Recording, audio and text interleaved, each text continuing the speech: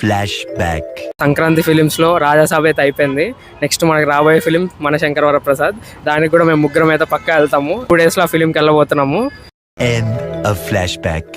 మనకి ఎలాగో అనిల్ రావుపూడి టెంప్లెట్ తెలిసిందే, సో అవే ఉండాలని కోరుకుంటున్నాం.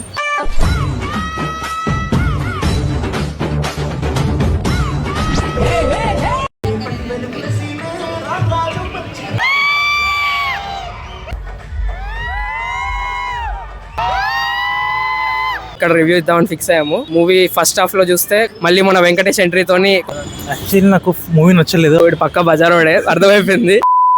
ముందున్న చాలా సినిమాలకి మా ఫ్రెండ్స్ అయితే మా ఇంటి దగ్గర ఉన్న థియేటర్ లో వచ్చి సినిమాలు చూసేవాళ్ళు. ఈసారి వాళ్ళైతే ఇంకా డిమాండ్ చేశారు, ఈ సినిమాకైనా మా ఇంటి సైడ్ వచ్చి ఒక థియేటర్ లో చూడు అనేసి. సో నేను ఇంకా మెట్రో ఎక్కేసి వాళ్ళ ఇంటి సైడ్ అంటే ఆల్మోస్ట్ దిల్సుఖ్ నగర్ దగ్గర ఒక థియేటర్ లో చూడబోతున్నాను ఈసారి సినిమా.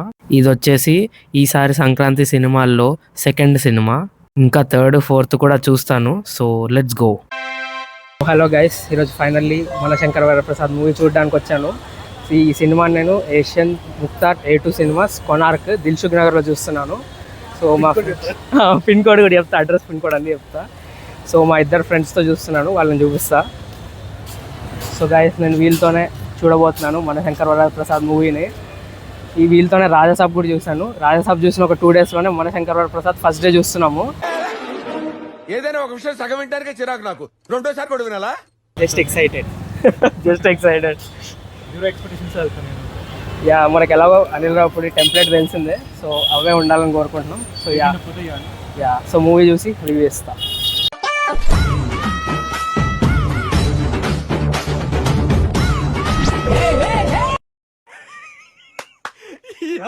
ఏం ఫీల్ ఉండదు మామయ్య.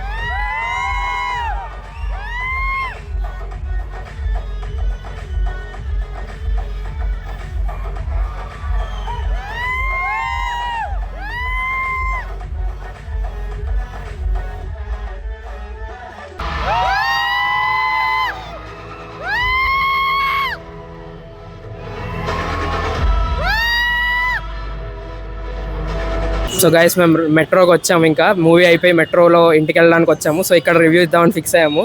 సో నాకైతే మూవీ నచ్చింది. మూవీ ఫస్ట్ హాఫ్లో చూస్తే కామెడీ ఉంటుంది, మొత్తం బిల్డింగ్, క్యారెక్టర్ బిల్డింగ్ అవన్నీ ఉండి కామెడీ క్రింజ్ అని కూడా అనిపించకుండా బాగుంటుంది సినిమా. సెకండ్ హాఫ్ వచ్చేసరికి స్టోరీ కొంచెం ప్రోగ్రెస్ అవుతూ ఉంటుంది. మళ్ళీ మన వెంకటేష్ ఎంట్రీతోని కొంచెం కాన్సెప్ట్ కొంచెం న్యూగా ఉండి, అండ్ తర్వాత ఇంకా రొటీన్ మంచి ఫ్యామిలీ స్టోరీస్లో ఎలా అయితే ఎండ్ అవుతుందో అలానే ఎండ్ అయిపోతుంది. బట్ ఇక్కడ రైటింగ్ పాయింట్, సో రైటింగ్ ఎక్కడ బోర్ కొట్టకుండా బాగుంటుంది. సో మీరు ఫ్యామిలీతో చూడాలనుకున్న, మీరు ఏమైనా యంగర్ అయినా కానీ ఖచ్చితంగా వెళ్ళి చూడొచ్చు. యూత్ కూడా నచ్చుతుంది. సో నా ఒపీనియన్ ఇది. నీకు ఎలా అనిపించింది? Super movie. ఇంటర్వెల్ ఒక 10 నిమిషాల తర్వాత అదొకటి కొంచెం ఇబ్బంది, అంతే. మిగిలినంతా తోపు. యాక్చువల్లీ నాకు మూవీ నచ్చలేదు. వాడు ఫ్యామిలీ మూవీ అంటున్నాడు, బజారన్నా కాదు కదా.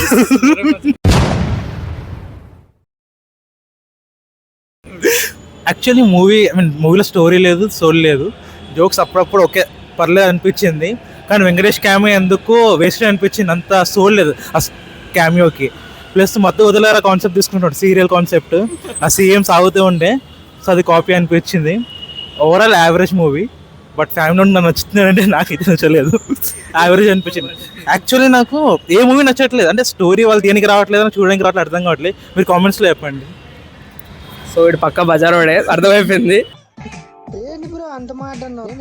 మేము బజారోళ్ళం కాదు, వీడికి సినిమా నచ్చలేదు.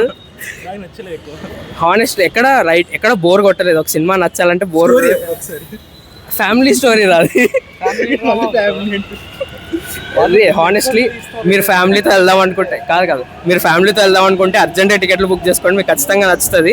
కామెడీ ఉంది అండ్ స్టోరీ కూడా ఉంది. వాడికి స్టోరీ ఇంకా హై లెవెల్లో కావాలి, వాడికి లేదు బ్రో, ఉంది. మీరు వెళ్ళి చూసి రివ్యూ మీకు కావాలంటే చూడండి, మీకే తెలుస్తుంది. స్టోరీ చెప్పండి అప్పుడు చూద్దాం. సో యా, నాకైతే సినిమా నచ్చింది. పక్కా ఎంటర్టైనర్. సంక్రాంతి విన్నర్ రేస్లో ఖచ్చితంగా ముందుంది. అనగనగా ఒక రాజు అవి రిలీజ్ అయినాక చూడాలి. సో యా, మీకు ఏ సినిమా నచ్చిందో చూడండి. మేము మొన్న రాజాసాబ్ కూడా చూసాము. నాకైతే 2 సినిమాలు నచ్చాయి, వీడికి 2 నచ్చాయి, వీడికి 2 నచ్చలేదు. సో నెక్స్ట్ ఏ మూవీకి వెళ్ళాలనుకుంటున్నారు మీరు కామెంట్లో చెప్పండి, ఆ మూవీకి వెళ్దాం. So yeah, this is the review of Manashankar Varaprasad. So next మేము కూడా ఒక 2-3 మూవీస్కి వెళ్తాము, అవి కూడా రివ్యూలు ఇస్తాం. సో అవి మిస్ అవ్వకూడదంటే make sure to subscribe. Bye.